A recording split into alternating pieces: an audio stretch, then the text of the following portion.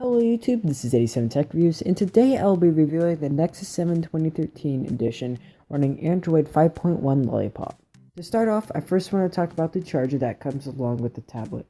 I know that the charger is normally not something that you consider when buying a new tech gadget, but there is something that has got to be said about this charger.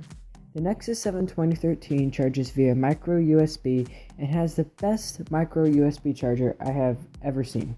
The reason that this charger is so much better than any other chargers that I have used is because the locking mechanism is great. Unlike some chargers that are easily come unplugged, the Nexus 7 2013 charger locks tight, and not just with the Nexus 7 2013, but it also locks with pretty much all micro USB devices that I have tested with. Now that I got that out of the way, let's talk about the build quality of this tablet. The back is made out of a finger-resistant matte black plastic with a shiny Nexus logo in the middle. The tablet gives a little flex when you twist it, but it isn't a big enough deal where it should worry you of breaking it. This is a pretty thin tablet at 8.7 millimeters, and it only weighs 290 grams. The button placement, on the other hand, is terrible. You have the power button and the volume buttons on the right side of the tablet, or should I say the back of the tablet. The buttons are hard to press because the way this tablet is designed is that the sides are curved from the back to the front, and it doesn't really have any flat room on the sides of the tablet. The curve makes the tablet feel thinner and more ergonomic, which is good, but it leaves no rooms to put the buttons. So they had to put the buttons on the curve, which is not where they should be.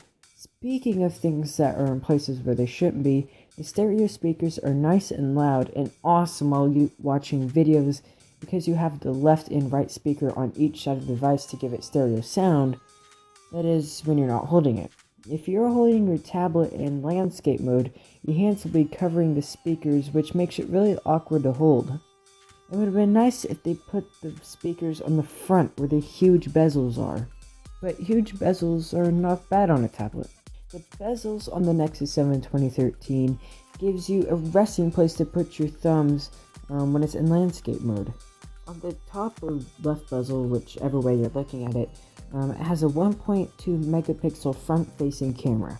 Usually the specs don't tell a whole story of a camera, but we have an exception.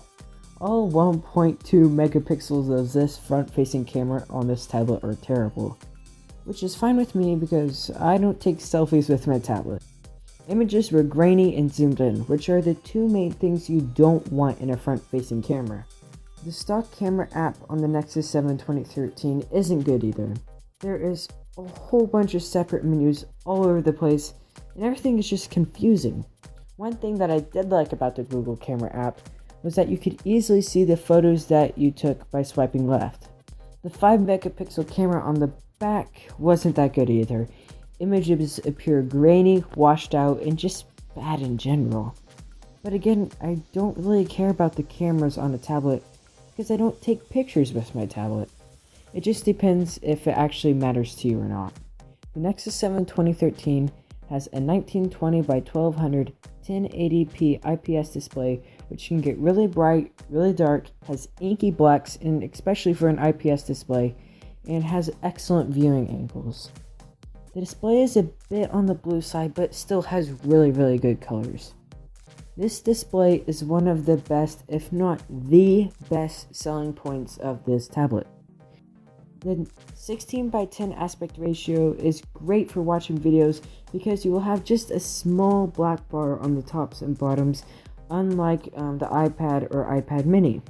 I cannot say how much I love this display.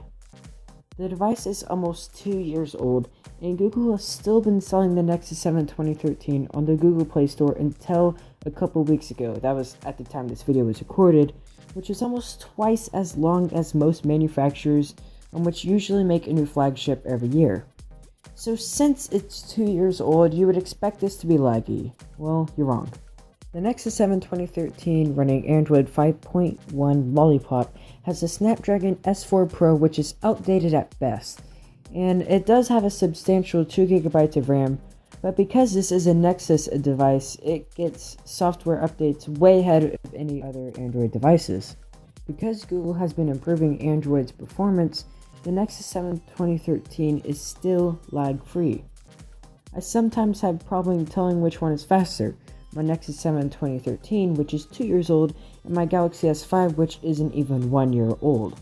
That is why I said I was reviewing the Nexus 7 2013 with Android 5.1, because the software is what keeps this device from being obsolete. If you are afraid of buying this because it's 2 years old, and you're afraid that it will be laggy, don't, because it isn't slow now, and it shouldn't be slow in the near future. Updates from Google don't just ensure that your device will remain speedy, but also means that battery life shouldn't suffer either. I get about 3 days of light to medium use, which is about 2 to 3 hours per day out of the battery. And the battery is still holding up strong after 2 years of use, which is incredible. Now the most important thing about this tablet, the price. You can buy a used Nexus 7 2013 in great condition off of eBay for less than $130. That is dirt cheap, especially for a tablet that is as great as this and has an amazing display like this. This has been 87 Tech Reviews reviewing the Nexus 7 2013 running Android 5.1 Lollipop.